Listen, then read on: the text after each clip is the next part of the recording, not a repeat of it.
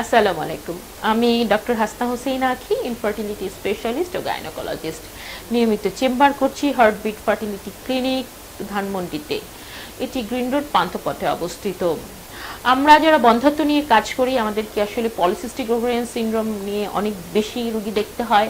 বন্ধ্যাত্ব ছাড়াও তাদের নানান ধরনের সমস্যা নিয়ে আমাদের কাছে আসে। এর মধ্যে খুব কমন সমস্যা হচ্ছে তাদের মেন্টাল এবং অ্যাংজাইটি ডিসঅর্ডার থাকে বা ডিপ্রেসিভ ইলনেস থাকে।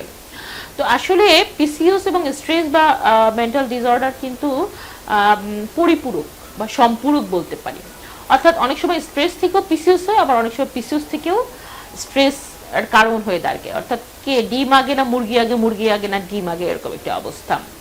আমাদের অনেক পেশেন্টকে দেখি খুব স্ট্রেস লাইফ লিড করে, খুবই কমপ্যাক্ট লাইফ লিড করে। তাদের লাইফে খাওয়া দাওয়া, রেস্ট, ঘুম, এগুলোর ডিসিপ্লিনের যথেষ্ট ঘাটতি আছে, এবং এই পেশেন্টগুলো আমরা পরবর্তীতে পিসিওস হিসেবে পেয়ে থাকি।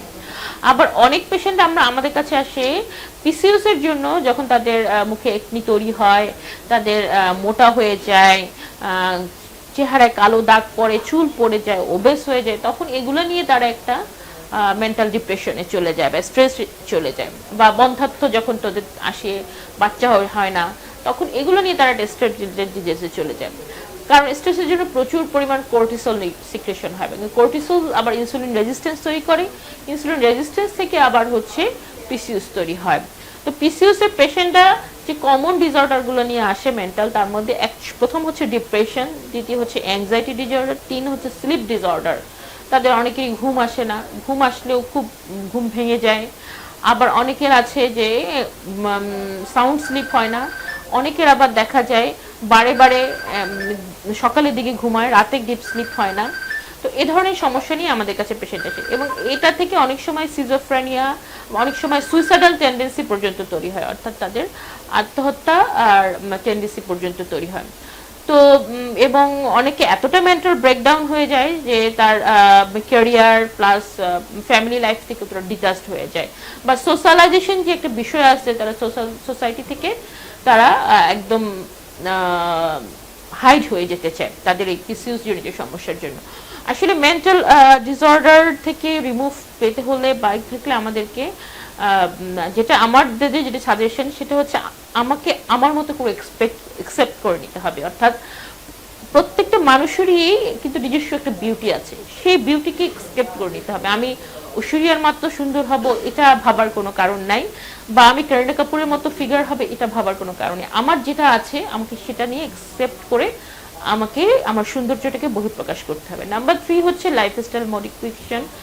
লাইফস্টাইল মডিফিকেশন মধ্যে ডায়েট, এক্সারসাইজ, স্লিপ, রুটিন মতো লাইফ, এটা দিতে হবে। নাম্বার 3 হচ্ছে সাপ্লিমেন্টেশনগুলো মেনটেন করা। নাম্বার 4 হচ্ছে কমিউনিকেশন টু সোশ্যালাইজেশন, বিভিন্ন অ্যাক্টিভ বিভিন্ন যে কাজগুলো তার করতে ভালো লাগে, ভালোবাসে, যেগুলো তার হবি, সেই কাজগুলোর মধ্যে নিজেকে এঙ্গেজ রাখা, যাতে করে সে হ্যাপি ফিল হয় এবং হ্যাপি হরমোনগুলো তার আরও বেশি বেশি সিক্রেশন হয়। নাম্বার 5 হচ্ছে জীবনটাকে কাজের মধ্যে বা ক্রিয়েটিভিটির মধ্যে রাখা, এবং লাইফস্টাইলকে একটা ডিসিপ্লিনের মধ্যে নিয়ে আসা। এগুলো করতে পারলে আমরা মেন্টাল যে ডিসঅর্ডারটা আছে বা মানসিক যে আমাদের অশান্তিটা আছে, আমরা সেটা থেকে রিলিফ পেতে পারবো। অনেক সময় আমরা পিসিওস পেশেন্টদের মেন্টাল ডিসঅর্ডার প্লাস ফিজিক্যাল এক্সারসাইজের জন্য ইয়োগা অ্যাডভাইস করে থাকি। ইয়োগা আমাদের মেন্টাল রিল্যাক্সেশন যেভাবে করে, সাথে আমাদের এক্সারসাইজটাও হয়, এবং তাতে আমাদের পিসিওসের আমাদের দেখা যায় অনেক কিউর হয়, বা বন্ধ্যাত্ব রিলেটেড সমস্যাগুলো আমরা খুব সমাধান করতে পারি। বিশেষ করে বন্ধ্যাত্ব পেশেন্টরা ডিপ্রেসিভ ইলনেস নিয়ে আসলে আমাদের প্রথম কাজ হচ্ছে ডিপ্রেসিভ ইলনেস থেকে তাদের বের করে আনা। তাহলে দেখা যায় কি হরমোনগুলো ঠিকঠাক মতো, আমাদের রিপ্রোডাক্টিভ হরমোনগুলো ঠিক মতো সিক্রেশনও হয় না, এবং যার ফলশ্রুতিতে ডিম ফুটতেও আমাদের কষ্ট হয় বা ঝামেলা হয়। তো সবাই ভালো থাকবেন, হার্টবিটের সাথেই থাকবেন, আমাদের জন্য দোয়া করবেন, আমরা যেন নারী স্বাস্থ্য বন্ধ্যাত্ব নিয়ে আরো বেশি বেশি কাজ করতে পারি।